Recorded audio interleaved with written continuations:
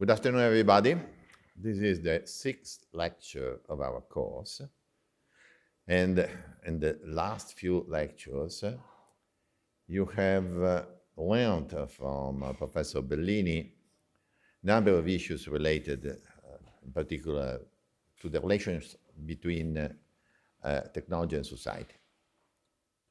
And of course, this has to deal with the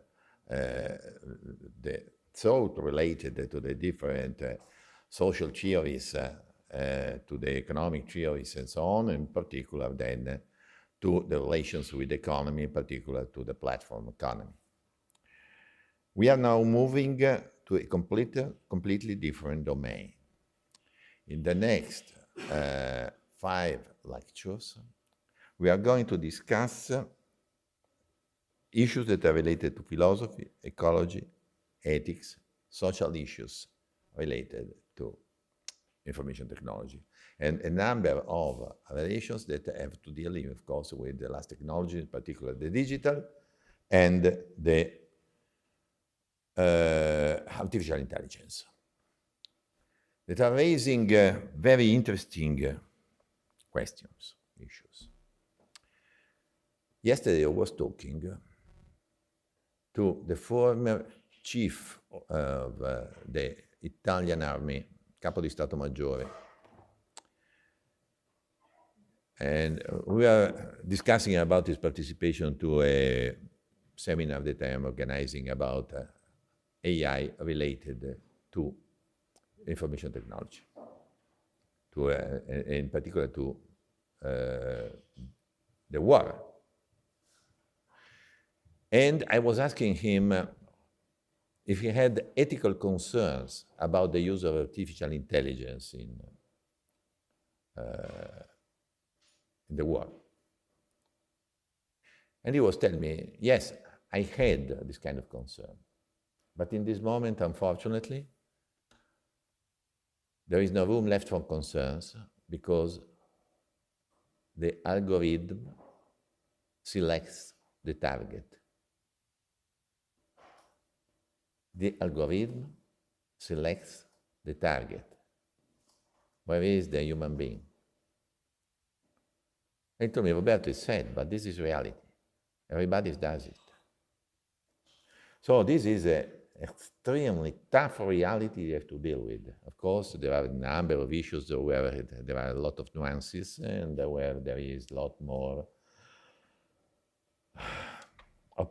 possibility for the human being to have a role, to be in or on the loop.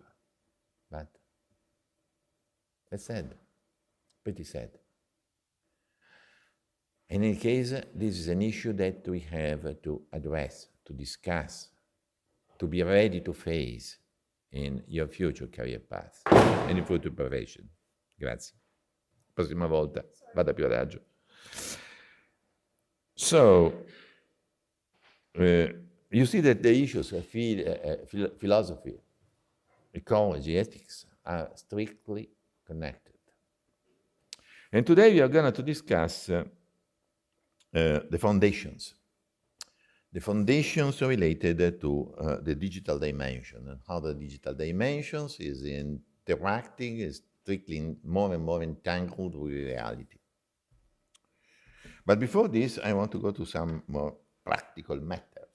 I believe that you've asked Professor Bellini a couple of things. First of all, to have an example of exams and take-home projects. Correct? This is a request that came from you. In this case, I have prepared something like this. So, I show you the last exam, the test of the last exam. It was July 2024, one of the last sessions. And so you can have an idea of what you are going to be faced with when you are coming to the exam in January, in February, or in June, July, or in September. Pretty easy. And this is the text of the last exam. 6 open questions 6 open questions. And you have 2 hours. You need to be prepared to answer all these questions. At the end of the day, the evaluation is very simple. Every question received a grade from 1 to 5. In some cases, from 0 to 5, when you don't answer anything at all. So it's always better to answer something, but pay attention that otherwise you go below 0. And now, recommendation is try to answer most of them. Because of course, if you do a wonderful work, and unfortunately you don't answer anything to one question, buongiorno, già pentito? Ha sbagliato aereo? In this case, of course, you miss 5 points. So you can have a wonderful exam and you get 25.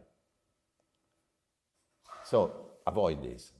Try, of course, to use properly and wisely the time that you have available, distributing the time per each question, even the question where you are less prepared to answer. Try to give the best possible answer to all questions.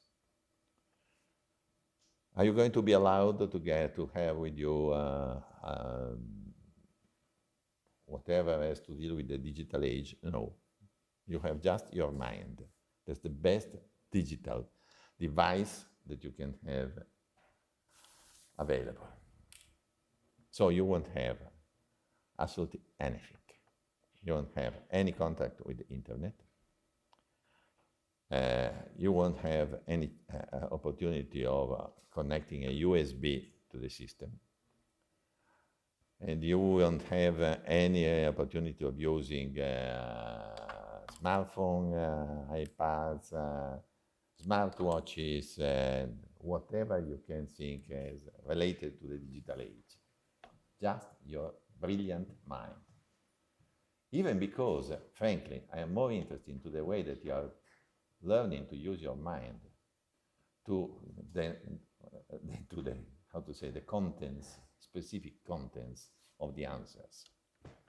For me, it's more important your capability of establishing horizontal connections, of showing that you are deep into the themes that you are discussing, that you are capable of building added value on top of the things that you are studying and that we are developing together. So that's, please. Will the exam be on paper or? No, will be in the lab.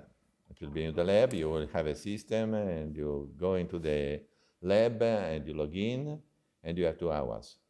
That's very smoothly. I remember that a few years ago we were doing it on paper when we were not equipped properly. And it was a tragedy because you are becoming unable to handwrite. And it's really a tragedy.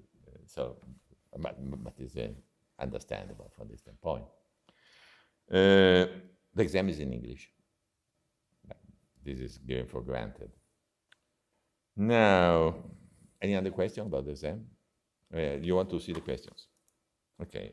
Question 1 was, summarize the process of development the characteristic of the cognitive evolution according to Yuval Harari and Sapiens.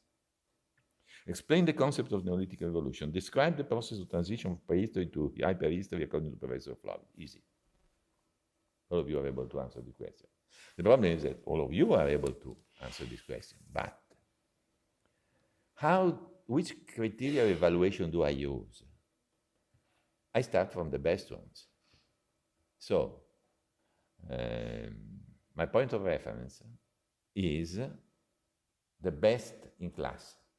On the basis of this, I start, this is third cum laude, and from this I go about the other ones. So you can say, well, sometimes I get complaints. Right? It's very funny receiving complaints. And if a complaint that says, I thought I made a good exam, and I got just 24. And yeah, the answer is you gave mediocre answers to all questions.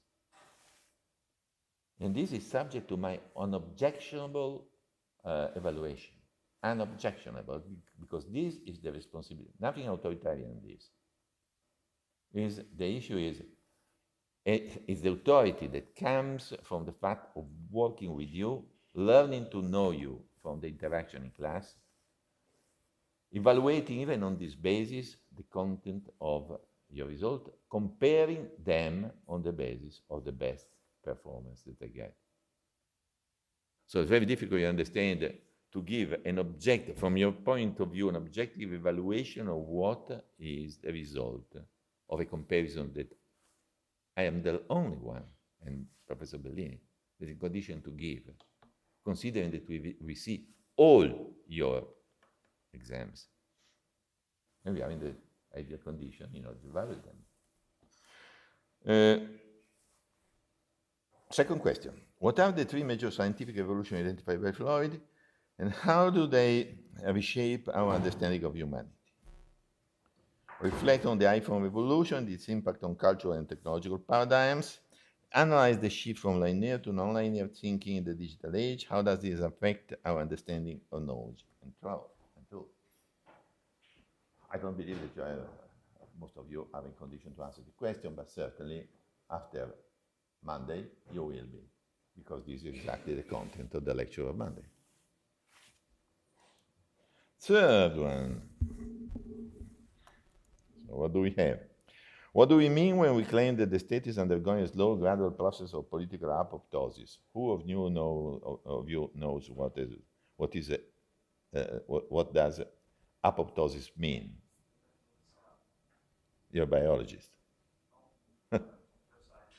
Yeah, okay. Yeah, I remember you. Yeah, sure. What did you say? The physiological death of our cells, certainly. But political apoptosis means something very precise that we will discuss during this lecture. It's at the basis, of course, the criteria of evolution of the history that we use on the basis of the impact of the ICTs on history and politics. And yes, discuss the evolution of the state as an information agent from the Peace of Westphalia, 1648. This is one of the things that I want you to know. 1648, the end of the war of the 30 years and of the 80 years. This is the watershed in the history of Europe. To Bretton Woods, how do ICTs foster the development of multi-agent systems? Question 4. What does information society mean? Who are the main scholars promoting this concept? Please describe the main theories related to the social structure typical of the information age and explain the pivotal features for each of them. Explain the role of the internet in the information society and which are the factors that lead to its evolution. You all can answer this thing after the lectures of Professor Bellini, like this one. Please describe the concept of techno-optimism and the idea of the productivity bandwagon according to Asimov and Johnson. How can technological progress lead to inequalities? What are the conditions that can lead to a decrease in shared prosperity? Explain the concept of social automation. Easy. All of you should be already ready to answer these questions. Last, the meaning of the Turing test and of the experiment of the Chinese room. Please describe the frame problem and the AI symbol grounding problem, as well as the mutual connections. Two visions of artificial intelligence, productive AI and productive AI. Easy stuff. Of course, it depends on how you address it. You can address it in a very simple way, very diligent, simple, or you can elaborate on this. And of course, the result, the evaluation depends. Clear enough? Question?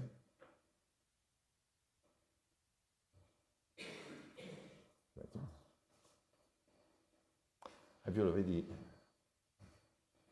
I remember. Welcome back. Okay, no question. So let's move on to the famous home project, take-home projects. Take-home projects historically, I've seen an evolution of take-home projects that have been very, very diverse. I will list a few of them. Titles: Distrust in Science During the Information Age, a qualitative review. AI, Media and Politics, the polarization of social media narratives. Philosophy, Ecology and Ethics of Information in Online Gaming and the Metaverse, the New Frontier of Information. Toward the Terminator Economy, Assessing Job Exposure to LLMS. Smart Farming, How ICT Can Impact Farming. The concept of human dignity and disconnection to privacy. And this has been built, of course, on the relationship between the philosophy of Immanuel Kant and the concept of privacy that we are going to develop during the course. GDPR and the right to be forgotten. And the last one, my preferred one. Does ChatGPT make us stupid? And unfortunately, there are a number of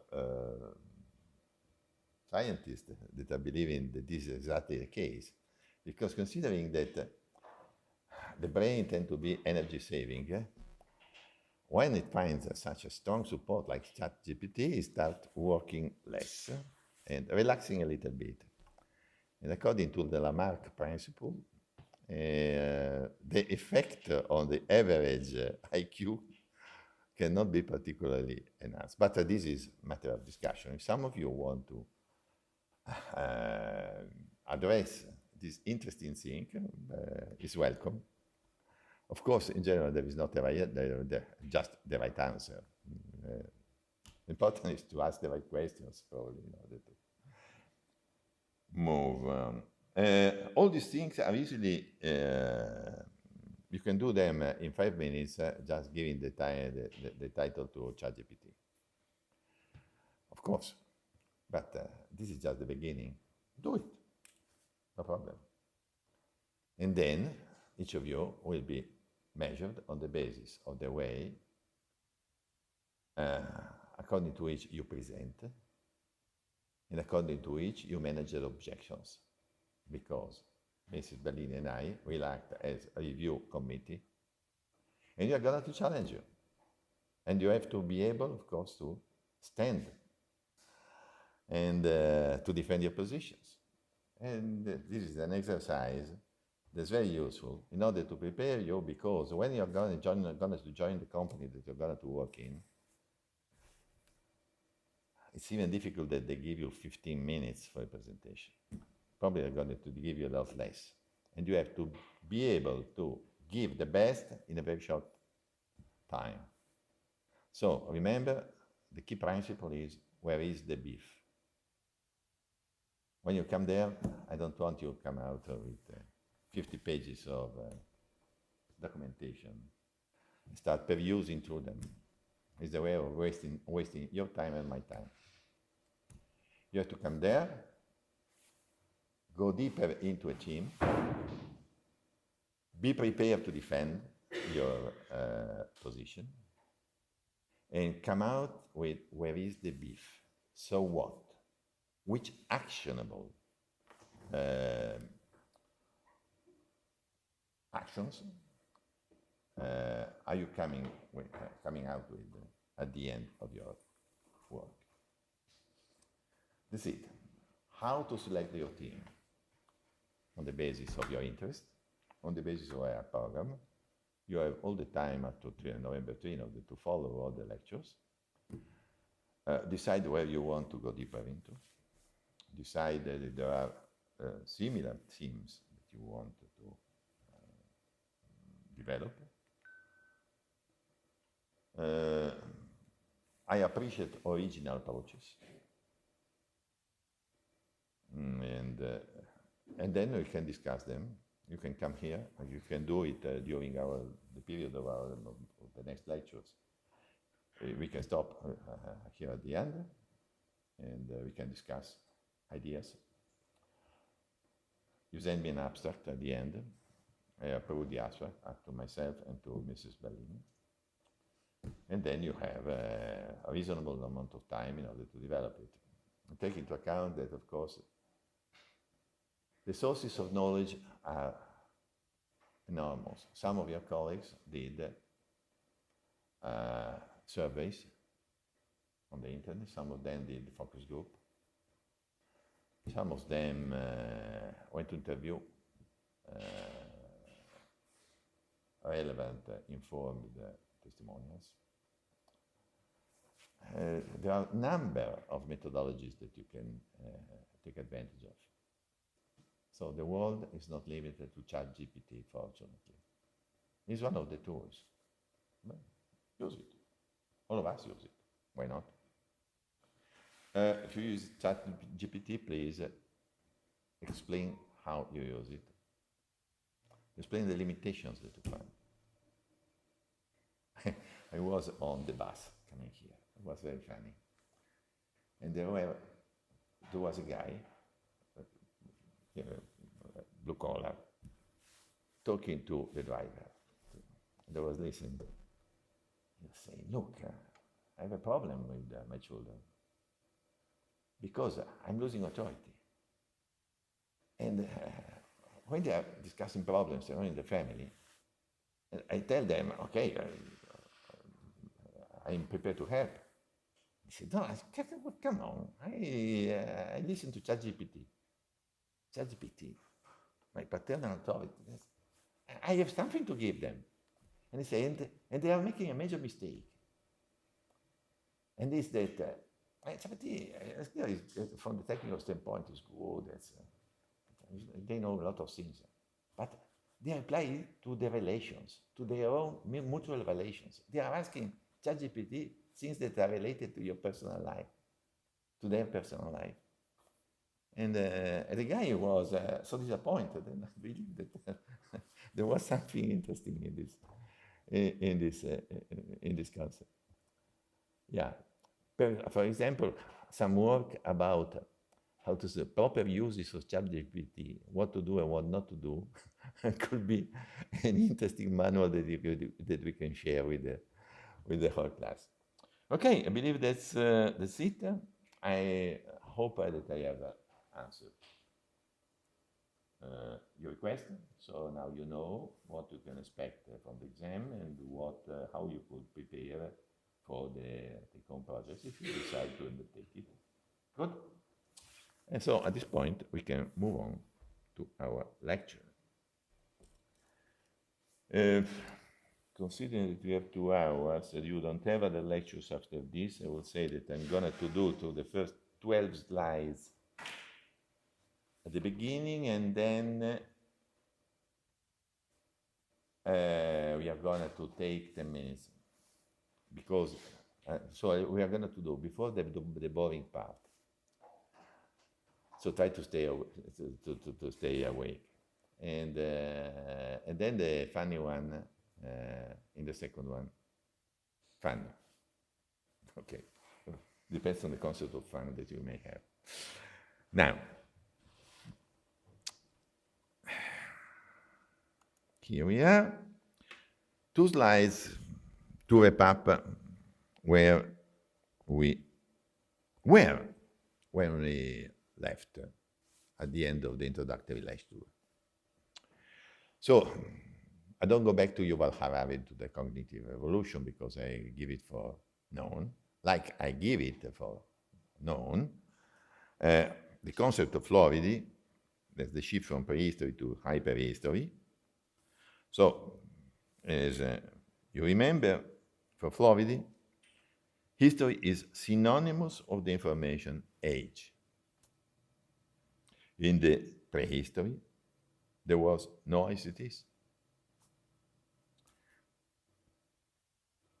In the history, social and individual well-being were not linked to ICT. They were linked mainly to the production of energy. And however, certainly we had a certain level of introduction of ICTs, particularly as far as the collection of data and the transmission of data was concerned. The clay tables, so the Sumerian clay tables that you remember, no, in over 5,000 years ago. But then we are moving to the true historical age at the end with the invention of the press, with Gutenberg in the 15th century. And we have the triumph of this period with the engine, with the steam engine, with the Industrial Revolution. Now we are in the period where the most advanced countries transition into hyperhistory. Social and individual well-being depends on ICTs, then on the efficient management of the life cycle of information. So you see that OECD countries have more than 70% of their revenues that are based on intangible goods, services. Certainly information-based. Okay, that's the key concept, and this is strictly related to what we have already seen as life cycle of information, according to which the information is created, is generated, is collected, and is stored, and is transmitted. And this, as in the primitive phase, so they say, remember that 5,000-6,000 years ago, with the clay tables, the typical beginning of the introduction of the information in the history.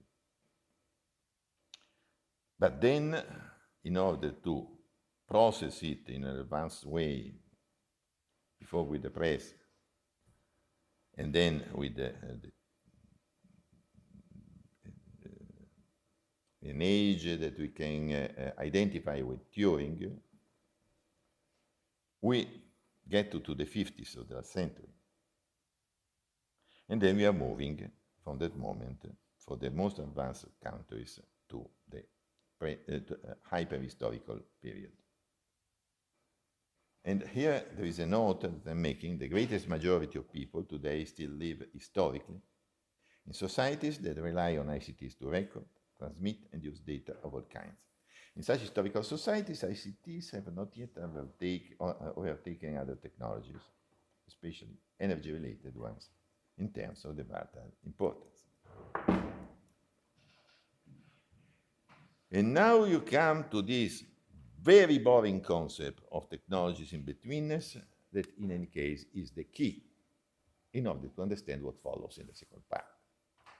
So I have to ask your attention, because this, in the theorization of Professor Floridi, is the essential part, the foundation. What does it mean by technology in betweenness? It says that in betweenness, the fact of being between two things is one of the features of a technology, because technology lies between an interacting user and the prompter, which invites particular usage or enables some interaction. Typical example, the hat. I understand it's boring. The hat. The hat is a technology that is interfacing the prompter, heavy sun, sunlight, sunshine, and my head. So my head as a part of myself as a human being who is the interacting user. Sandals, the same, are a technology that's interfacing the prompter, that's the hot sand, and my feet of human being interacting user. An inventor is someone who designs an artifact that can meet the user's need, which in turn are caused by a prompter. So substantially, we confirm this. So we have three level of technology orders. And I show you before the scheme, so then we can come back.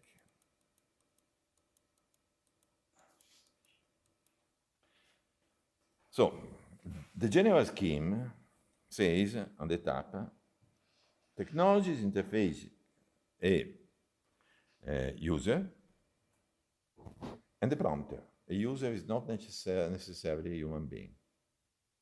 A prompter is not necessarily a natural factor. First order technologies interface human beings and the nature.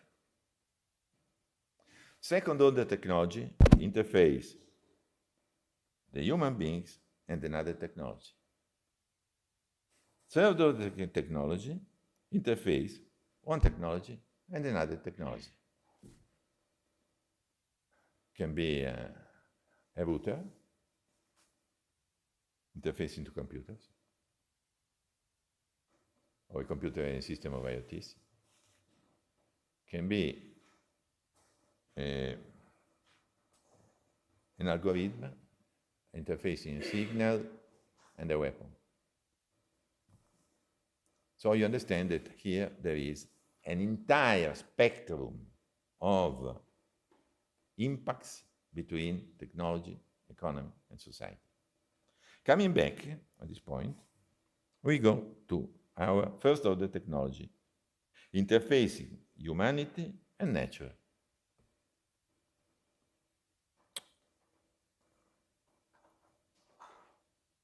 First order technologies are those then between human users and natural prompters. An axe technology is a technology which splits a wood prompter. So there is a human being, interacting user, that need to split a wood, that's the prompter. So the prompter requires to be split by a human being. What does the human being do in order to split the bloody prompter? Use an axe. That's the technology for the first order. Clear enough? Clear enough, isn't it? Take into account that not necessarily the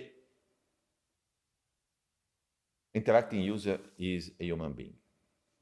For example, animals can use simple first order technology like sticks in order to collect fruits. So you don't need, of course, to have human intelligence. In prehistory, there were first order technologies already. Even because you understand, you start making a note in your mind. There is a connection between the three order technologies and the three ages of the information. Because certainly first order technology are related to prehistory, second order technologies are connected to history, third order technologies are connected to hyperhistory. You and me? Let's go on. Second order technologies are those in which prompters consist in other technologies. Screwdrivers, keys, vehicles. Why a screwdriver? Perché è un cacciavite. Because you have certainly if I need to if I have a screw that is connected to a couple of pieces of wood and I want to connect them to the screw, I need to use a screwdriver. So I have on one hand a technology, a couple of pieces of wood. On the other hand, the interactive users, in the middle, a screwdriver, the technology of second order. The keys,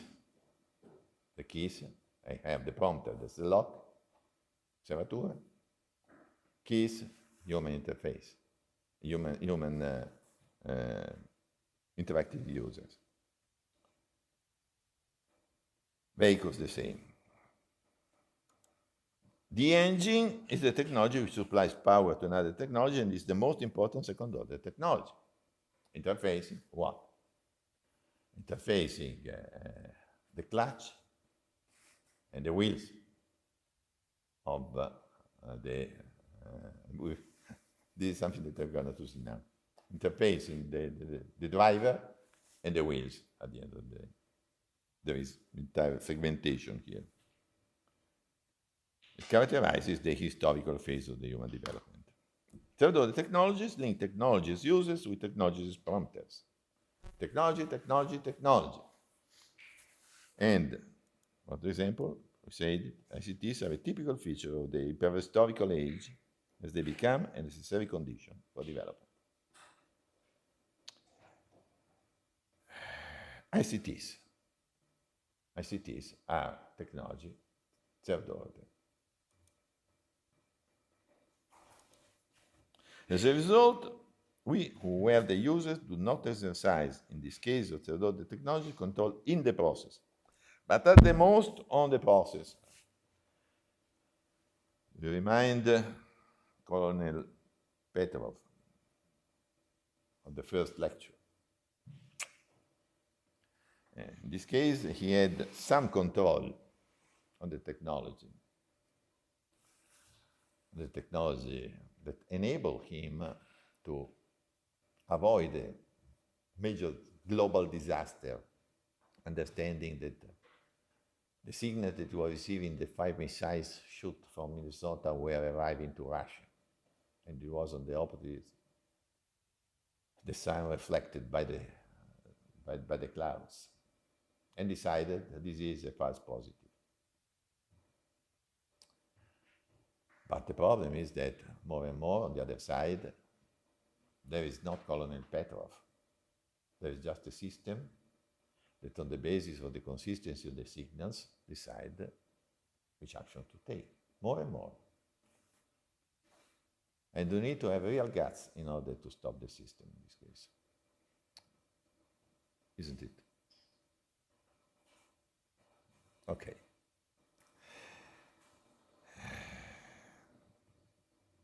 So, the major issue that we're going to address even in the last lecture, the aspects of the control in case of third-order technologies of the human being in, on, or out of the process.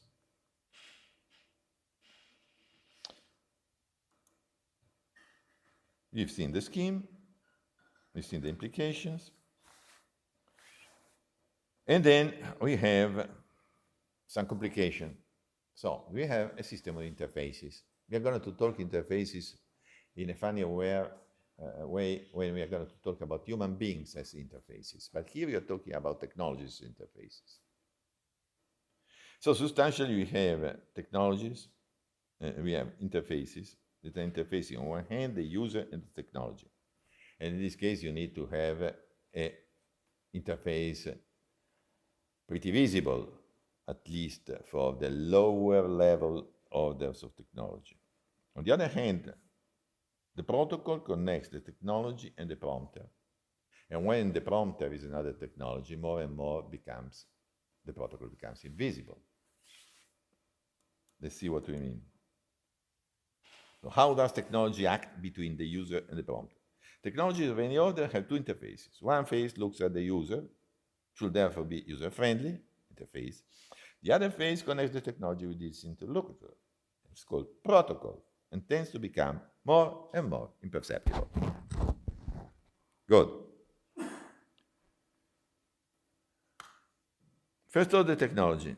The axe, la scure che taglia il legno. Axe, splitting wood. Interface, grip, l'impugnatura. Protocol, anzi, la manopola fondamentalmente. Protocol, handle equipped with a blade, il manico equipaggiato con una lama. The user must access both interfaces. So, in this case, of first order technology, the user must access both the interface and the protocol. We are calling interfaces in general the combination of both of them, interface and protocol. Second order technology, the engine. Here you have a clutch pedal, cioè la frizione. Protocol is the remaining propulsion system. Tutto quello che sta a valle della frizione io non lo vedo. La frizione la vedo bene, la devo spingere, finché se no è una macchina automatica. The protocol tends to be perceived as irrelevant. Cioè, fa lui, al massimo si rompe, ma io non lo vedo, vado al meccanico. Third order technology is the router. We tend to interpret the interface as a system of protocols. But in this way we are finding ourselves outside the process and losing control of it. In questo caso, in the case of the connection between a computer, another computer, and the system of IoTs, I don't have any control neither on the interface nor on the protocol. I risk to be out of the system, or I am on the system if I have visibility, capability of influencing the system as a whole. Good. So, at this point, we are going to start using all this after 10 minutes of rest for the digital revolution. Who of you have ever heard about a guy called Nicholas Negroponte? Nobody? Nobody, because it's from 1995. He was the head of the MIT labs in 1995. And he wrote this historical book for those of you who are interested in the history of digital. This is a book really a must. Being digital, he was the guy who first understood the importance of the digital as a factor transforming the world. And I've quoted a statement from this. The change from atoms to bits is irrevocable and unstoppable. Why now? Because the change is also exponential. Small differences of yesterday can have suddenly shocking consequences tomorrow. It was bloody right. And with this, I leave you to your 10 minutes of rest. And we move on at this point to use all what we said so far in order to try to understand how, why the digital is changing the world and what does this entail. Buon caffè.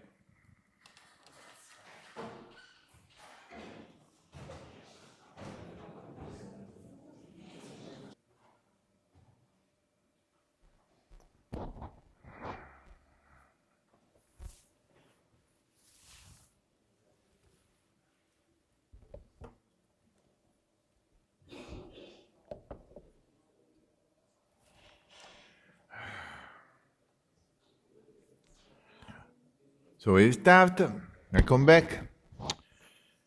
In order to understand from the cognitive and material point of view how digital is changing the reality, in particular the modern reality, we need to introduce two concepts. The first concept is ontology.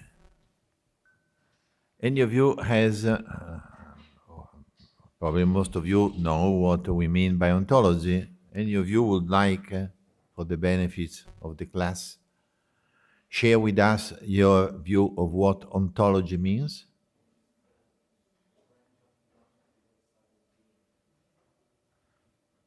Correct. It's the branch of philosophy that studies the being, the intimate essence of being, the being as being, substantially. Correct. Let's say something more. Ontology, of course, comes from the Greek. It's the branch of philosophy which studies the concept of being as being, beyond its specific determination. So, the intimate essence of the reality, of the things. Ontology, therefore, deals with the qualities of the existence of things and the characteristic of being existing things, entities. For this reason, ontology is often identified with metaphysics. So, is the science the study, the intimate essence of reality. And by reality, we don't mean just physical reality, but even mental realities or the identity of the people. Whatever is real is not necessarily material. On the opposite, there is a huge part of, to make the mistake of confusing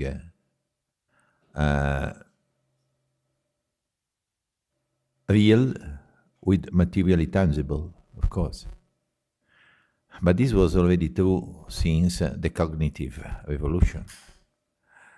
At the end of the day, 30,000 years ago. And the second concept is epistemology. Do you want to try? Somebody else want to try to give a definition of epistemology?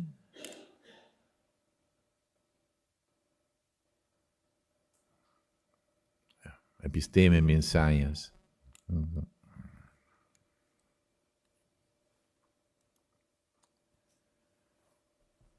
Excuse me, yeah, well, centered knowledge. Epistemology is the branch of philosophy which deals not only with the conditions in which one can have scientific knowledge, but also with the methods to gain such knowledge. Can be considered as a part of the philosophy of science, the study of the foundations and methods of scientific disciplines, as well as of the philosophical implications of scientific discoveries. So substantially, the condition under which we can have a knowledge that is a scientific knowledge, but also the methods to gain such knowledge. So the criteria according to which I can be sure that my knowledge is a scientific knowledge. So one has to deal with the intimate essence of the reality, the other with the consistency of the knowledge of the reality. Now, let's see how these two pretty abstract concepts at the moment can be useful for us. And please remember what we said in the first part. There seems not to have anything to deal with what we are introducing now. On the opposite, they are strictly connected. And we introduced the concept of digital clearing power.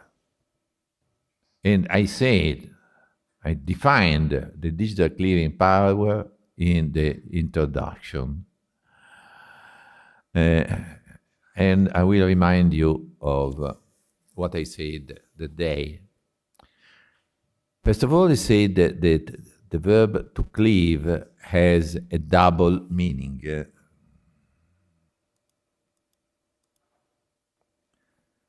The twofold meanings.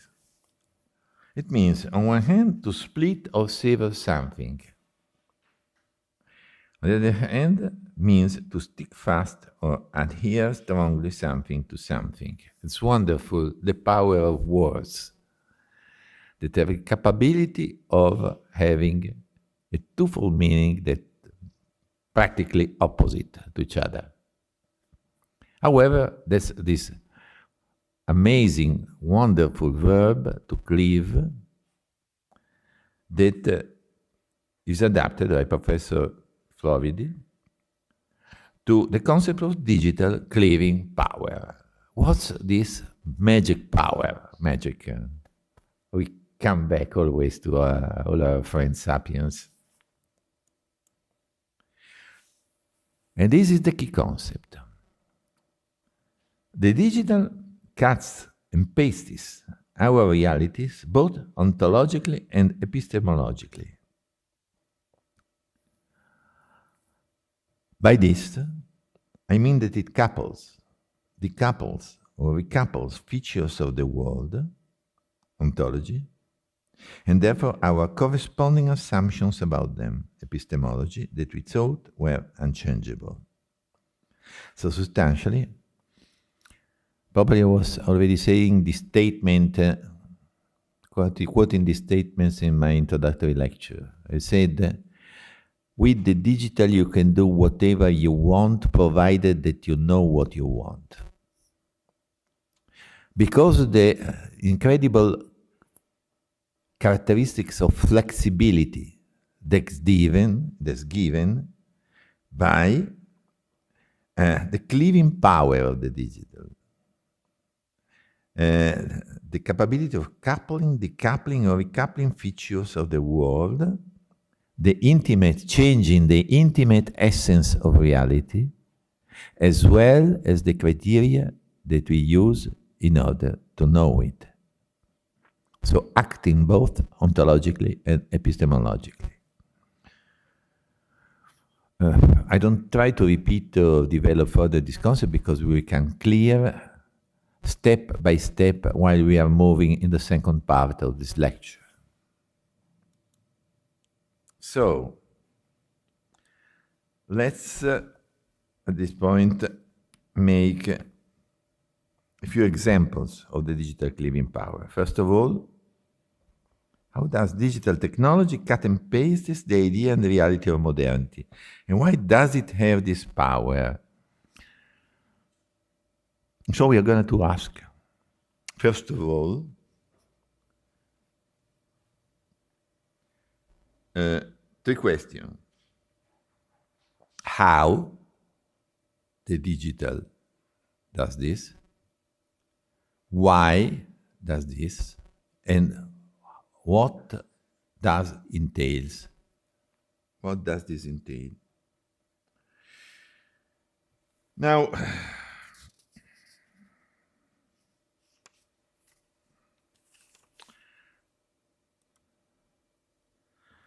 let's start by this example. Cutting localization, where I physically am, from presence, where I interactively am.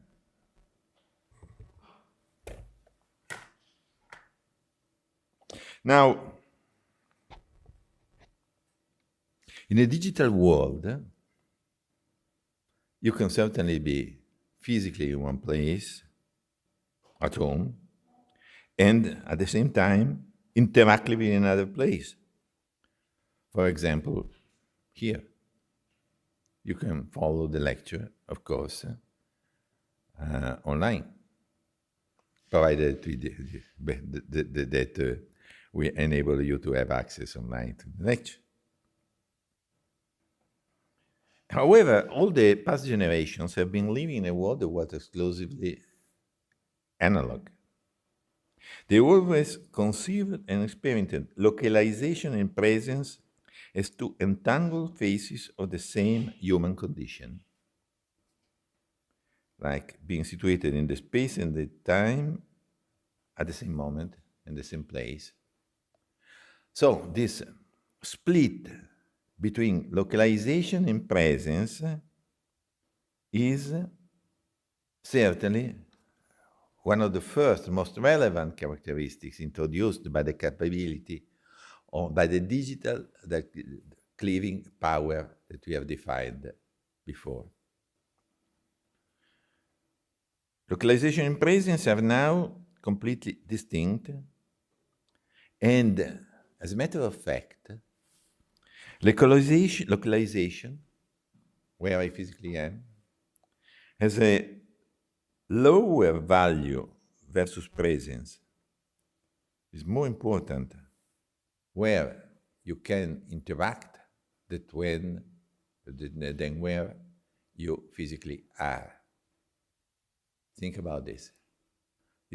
So what changes is the intimate essence of the reality, the split between localization, and presence, as well as the criteria in order to ascertain what's the knowledge of the reality. The knowledge of the reality is not tied anymore necessarily to the physical presence, to the physical localization. It's a lot more relevant. The message coming through the web. Second example, cutting usage from legal property in the sharing economy. Please remember that when you buy a book on Amazon, you don't buy it forever. You buy the license to use it. But when you will die, you will not be able to transfer the property to your heirs. You cannot inherit Amazon books. Because, of course, there is being a split of the intimate essence of what we were perceiving as a book, a physical reality, a material piece of page, set of pages that I could, of course, take, move on, move around, pass on to my heirs, to a virtual object that I use, can do a lot of things with them, but I do not have really the legal property with all the rights that are connected to it.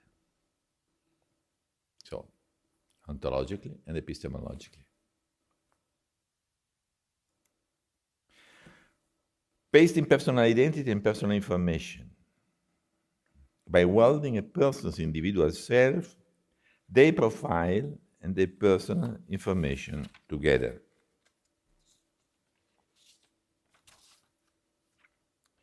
Personal identity and your own data have not always been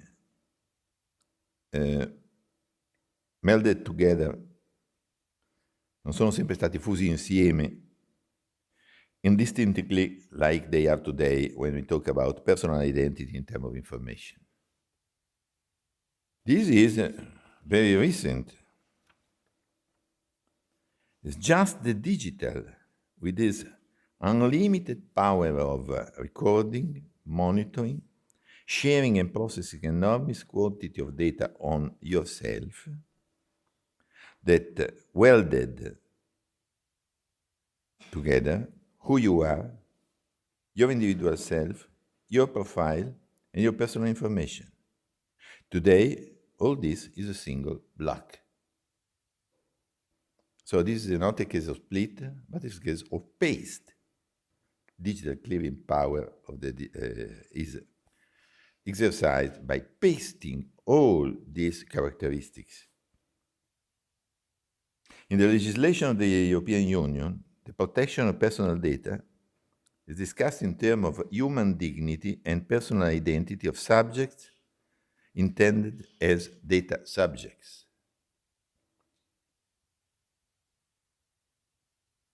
Therefore, cutting law from territoriality. We're going to have an entire lecture about this.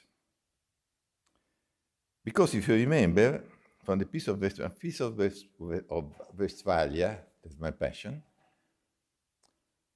marks the birth of the sovereign states in Europe. Sovereign states mean states that are recognizing each other, endowed with the right to control the borderlines, to manage, to raise taxes, to manage the security, the police inside, to be recognized, to recognize each other's sovereignty. And certainly, we can ask, where does the law have effect in a sovereign state? And the answer is inside the territories controlled by the state. But today,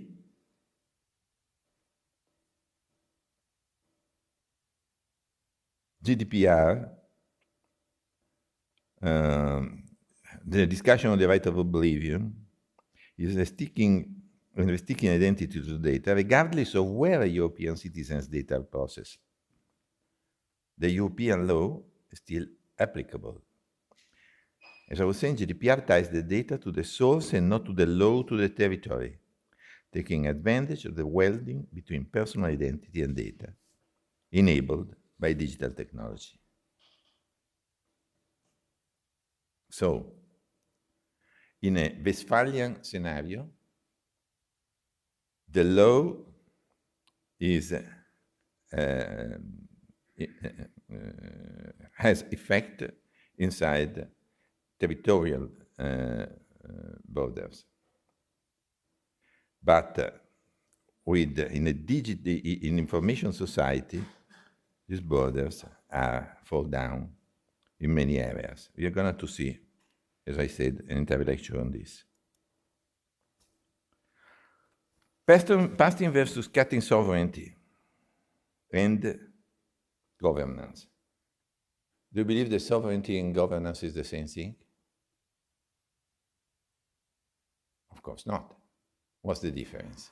I'm saying it there. Sovereignty is the political power that can be legitimately delegated. Any of you knows the article number 1 of the Italian Constitution? In Italian, don't worry.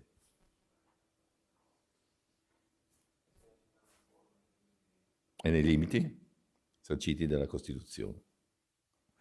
La sovranità appartiene al popolo, che la esercita nelle forme e nei limiti sanciti dalla Costituzione. Però l'Italia è but Italy is a representative form of democracy. Therefore, here we have the governance, the political power legitimately delegated on a temporary, conditional, and accountable basis can be equally legitimately withdrawn. So that means that the sovereignty belonging to the people is delegated on a temporary, conditional, and accountable basis to the government that is selected by the representatives of the people to the elections. So there is a split that's very, very important. You understand, for example, there is something in common, you see, between dictatorship and direct democracy. Think about it. In both cases, sovereignty and governance are combined, are identified. In direct democracy, for example, think about Switzerland. That's the most extreme case. Or the private party, where that's based on the fact that any choice has to be selected has to be defined by referendum by all members. That's the most extreme direct example of direct democracy that I know. But in Switzerland, we're going close. There is an extensive reference to the referendum as a way in order for the government. So I'm far from saying that Switzerland uses, how to say, dictatorial kind of regime. But I'm showing you this commonality in conceptual terms, having sovereignty and governance combined. In a dictatorship, it's a lot clearer. You have a dictator, and the dictator get rid of all the mutual control between the different power, legislative, executive, judicial, and keeps control of all the power centralized, and keeps together sovereignty and governance. So, just to the digital, you have the possibility, of course, to enhance as much as possible to sever as much as possible these two concepts. With this, I have introduced a number of topics that we are going to develop more in depth during our lectures. Politics is so profoundly influenced by digital transformation that is probably the most clear example. So, how does digital technology cuts and pastes the modern atoms of our experience and culture? So we are at the how. Do you remember? How, why, what does this entail? Digital cuts and pastes what we have inherited from the past in terms of phenomena. So, the ontology. And their understanding, ideas, concepts, cultural reference frameworks, epistemology. Digital cuts and pastes, ontology, and epistemology. Therefore, we can describe the digital revolution as a re-ontologization and a re-epistemologization of modernity. This is a typical question that you find. Why does digital revolution re-ontologizes and re-epistemologizes the modernity? Typical question. And here, of course, you can show what you understood and what added value you can bring on top of this. This is transformation of the intimate nature and of the ways of knowing their reality. This means, understand, the digital brings to a transformation of the intimate nature and of the ways of knowing the reality. Localization and presence. And what? So, this is how. How and why? Why? We have to go back to the first part of this lecture. Why does the digital have this power of transforming the intimate nature and of the ways of knowing the reality? Why does the digital have the power of re-ontologizing and re-epistemologizing the modernity? Because it is a third-order technology which creates a distance between us and the reality, enabling us to cut and paste, stick and unstick the world and the way we conceive it.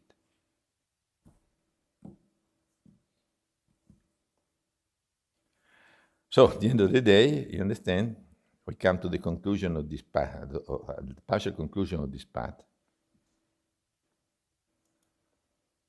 Because digital doesn't only design new constructs, structures, or systems, but it also radically transforms their intrinsic nature and the way we conceive it.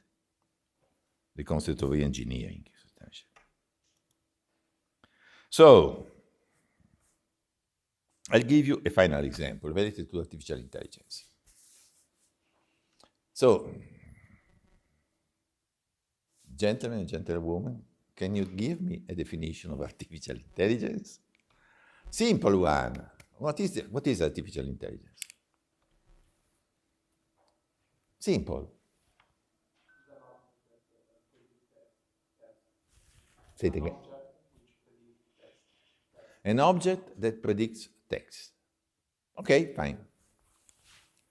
I wanted something a bit more elaborate, but fine.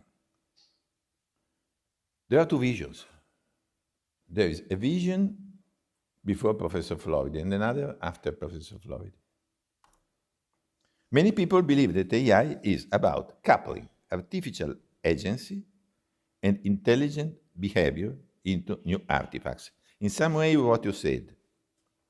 Some way, at the end of the day, your definition fits into this conceptual framework. AI is about coupling artificial agency, so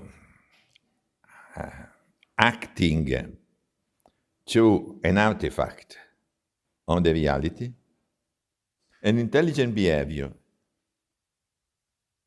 putting intelligence into the action of an artifact.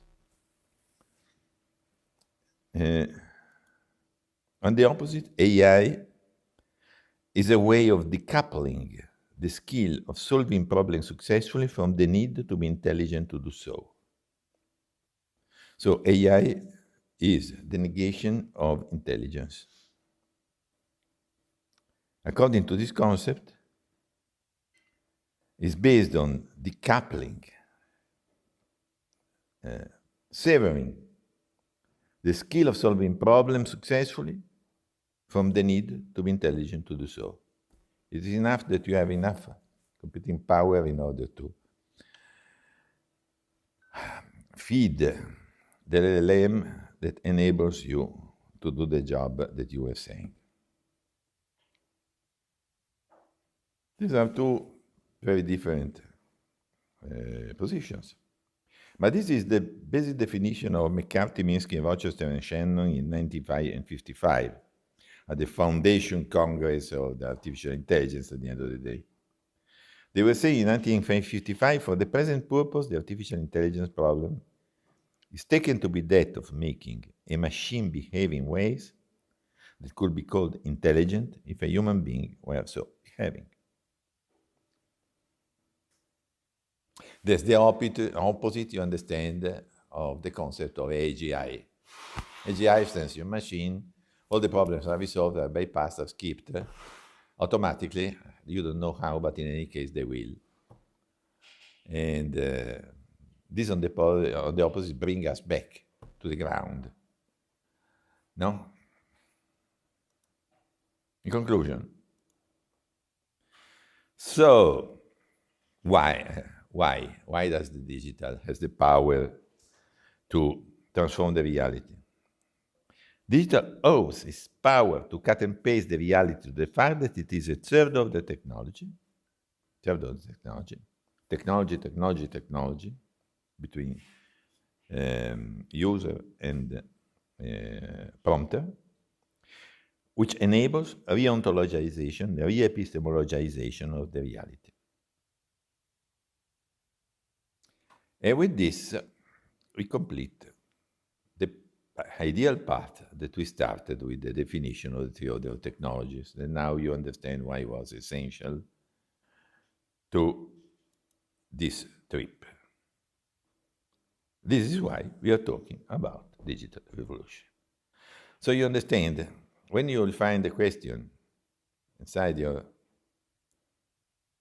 exam saying, why are we talking about digital revolution?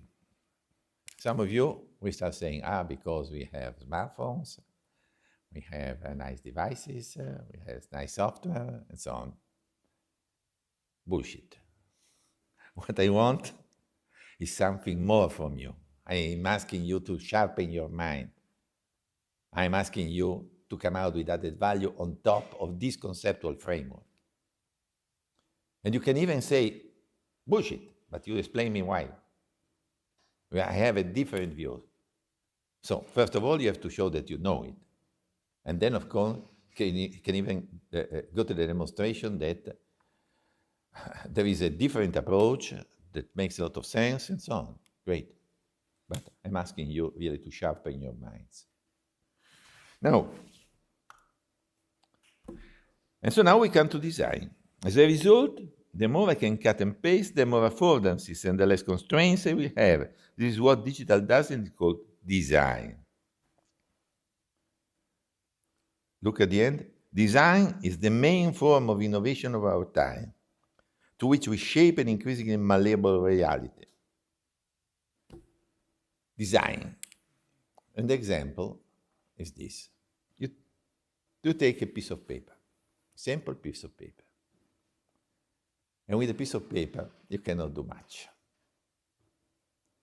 Start cutting that piece of paper into parts. And you can start gluing them, combining them.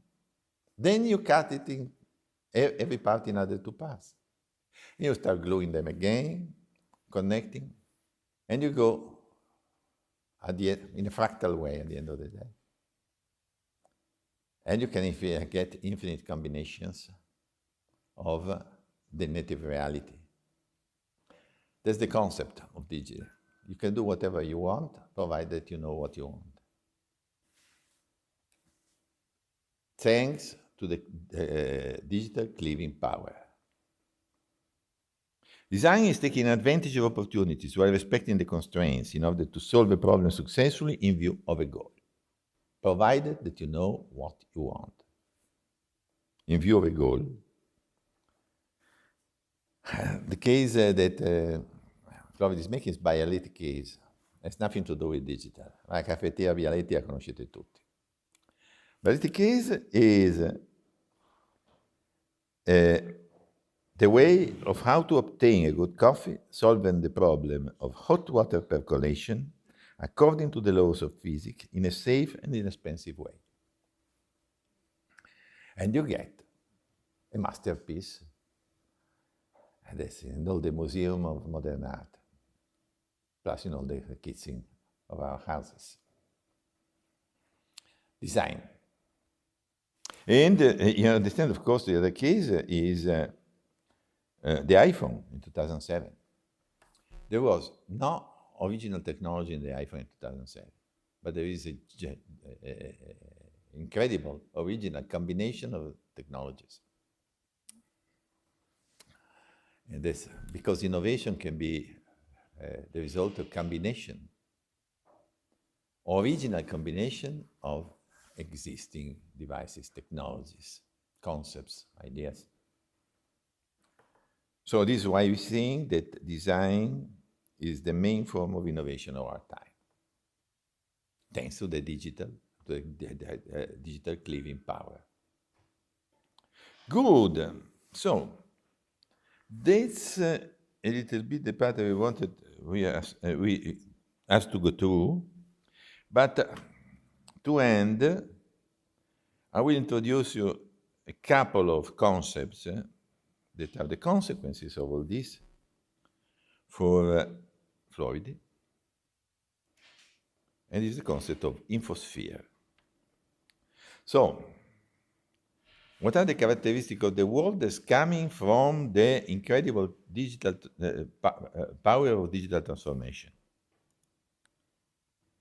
ICTs make us think of the world in informational terms.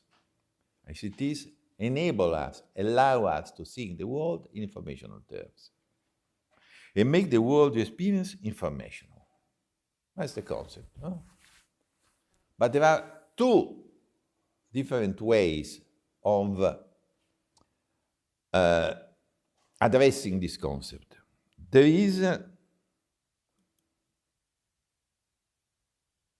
ICTs are transforming the nature of the meaning of reality, changing it into an infosphere. How do we define the infosphere? At the minimum level, the infosphere indicates the whole information environment composed of all informational entities. Infocs. Infocs are ourselves, human beings, biological entities, and artifacts that are capable or have a role in an information world. Their properties, processes, and reciprocal interactions. So the world of infocs that are populating the information world.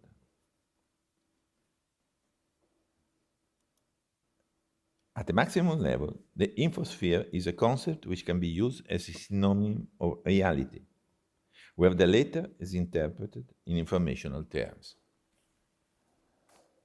So, this is a monistic concept of the reality, according to which all the reality is made up of information. We are not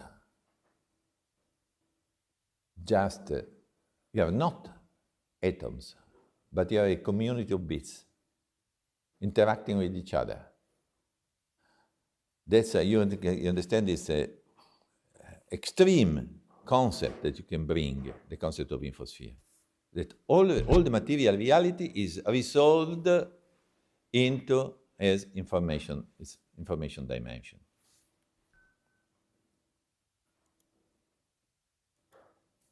So, This transformation is caused by the fundamental convergence and homogeneity among tools and digital resources. So, data on one hand, software algorithms and databases are all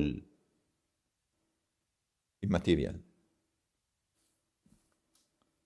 In a sphere where there is no physical difference between processor and processed, also interactions become informational.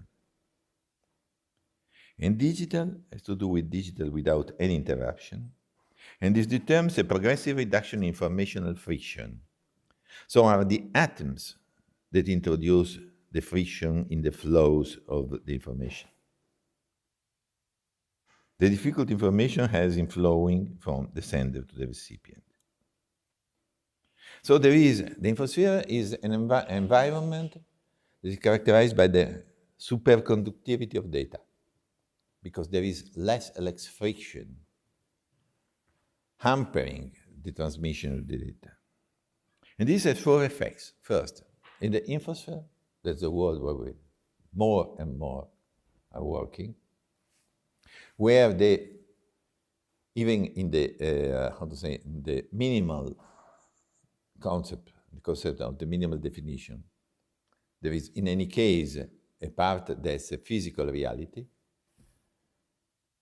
In any case, you have a substantial erosion of the right to ignore. Where there is such a low friction to the movement of the information of data in the environment, there are no excuses for ignoring things that are supposed to be known by everybody. There is an exponential growth in common knowledge. That's, of course, the other part of this corollary. There is a constant increase in agents' responsibility. If you know, you are even responsible. Right to ignore is not there, it's less and less. But this doesn't mean that the identification of responsibility is easy. Because, on the other hand, the clear attribution of responsibility to an individual agent has become more difficult and controversial. The typical case, of course, of the self-driving car that all of you know, no? That's a case of study. And we conclude with the definition of the online world, on-life world. The on-life world, that's this. So substantially, Floridi says, all the world is moving to this dimension, where infosphere is taking more and more ground from the physical reality, and the physical reality is spilling into the virtual reality more and more. We are in this transition dimension, the online world, neither online nor offline. The concept of offline is obsolete.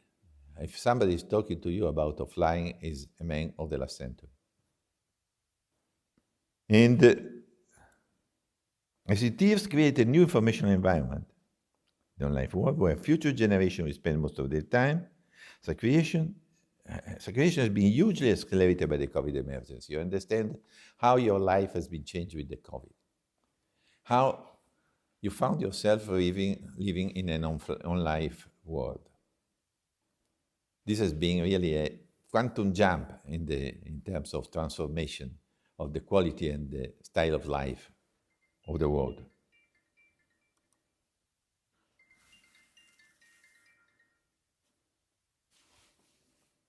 Progressive migration, therefore, of humanity into the infosphere, which is reabsorbing the natural habit. There is more and more, many things that we have done on the physical world. It is going to the supermarket instead than buying from home. And what we were saying, from a materialistic metaphysics to an informational one. More and more we are brought to consider the reality as made up mainly by information. The intimate essence, the ontology of the reality of the world is more and more moving to be interpreted more easily on informational basis.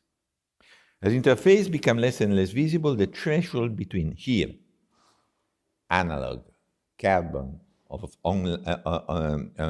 offline, and there, digital instead than carbon, silicon-based instead than carbon, online instead than offline, fades and tend to disappear.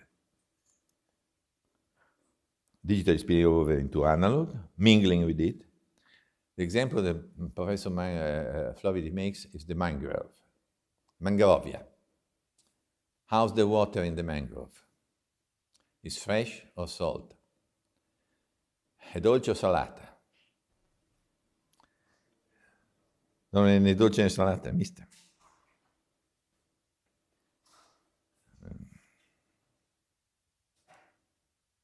I'm making the case of Berling, of course, because sexual revenge is a typical case, though, of evolution of the criminal forms in this new environment. The infosphere tends to absorb any other space. The offline world is bound to become totally interactive. In this transition phase, of course, that's very dynamic.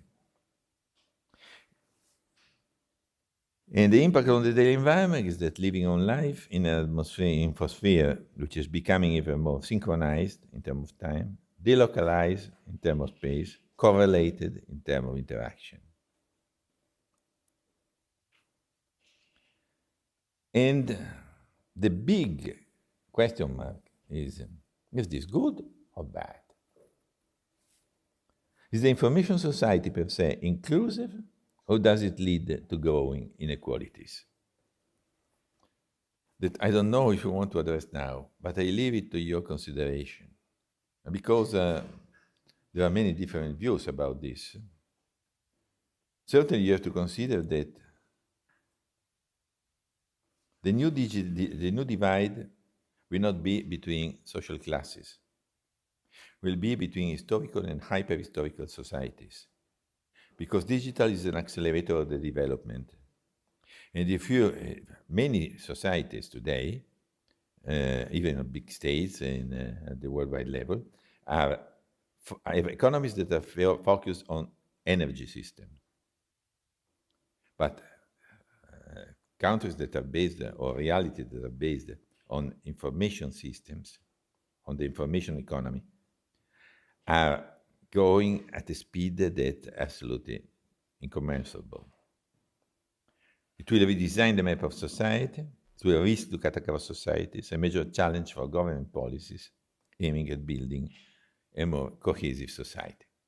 I leave it to your consideration, even because, of course, we are going to have the opportunity of discussing this theme in many other contexts, when we are going to talk about the impact of the digital on jobs, on the quality of jobs, on the quantity of jobs, on which jobs are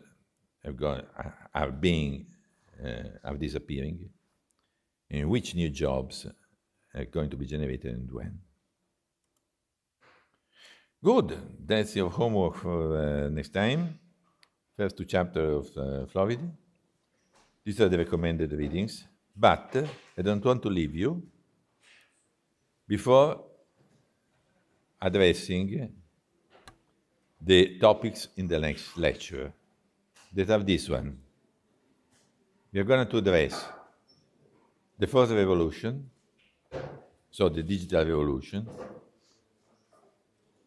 what we mean by technological revolutions, scientific revolutions, and mental revolutions, how do the relation between them, which of them precedes and somehow determines the other one, who are the architects and protagonists of the digital revolution, the idea of augmented humanity, experience, post-experience, superficiality and depth according to the 20th century culture, new elites and new inequalities. And at the end, I will try to drive you in a discussion about does the truth still exist in the digital age?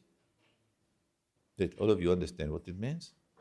Do you believe that there is an absolute, there is room left for an absolute truth in a world, the world that we are living in? Or Mr. Trump is going to dictate the truth for all of us? Of course, anybody is a social phenomenon. So I'm leaving with you. So the issue is, does the truth still exist in the digital age? Your friend says no, but wow, this is powerful. The truth is dead and we have killed it. And that's nice. And with this, I leave you and I look forward to meeting you on Monday for a fascinating debate about the truth.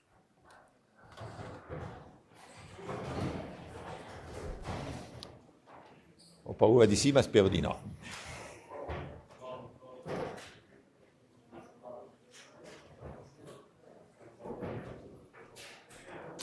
Gesù.